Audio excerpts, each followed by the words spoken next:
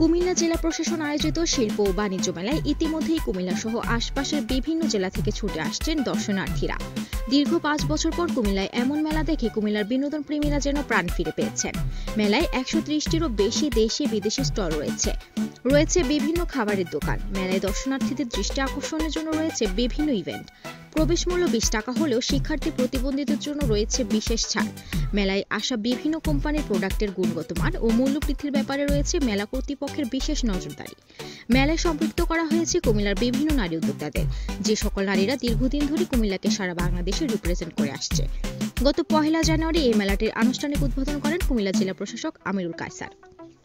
এই সময় উপস্থিত ছিলেন অতিরিক্ত জেলা প্রশাসক পঙ্কজ বড়ুয়া, বাংলাদেশ জাতীয়তাবাদী দল বিএনপি কেন্দ্রীয় ত্রাণ ও পুনর্বাসন বিষয়ক সম্পাদক আমিরুল রশিদ ইয়াসিন, জামায়াতে ইসলামী নেতা কাজীউদ্দীন মোহাম্মদ, কুমিল্লা মহানগর বিএনপির আহ্বায়ক উদ্বাতুল বাড়ি আবু, সদস্য সচিব ইউসুফ মোল্লা টিপু, বৈষম্য বিরোধী ছাত্র আন্দোলনের নেতৃবৃন্দ সহ বিভিন্ন রাজনৈতিক, সামাজিক, সাংস্কৃতিক, সাংবাদিক সংগঠনের সদস্যরা।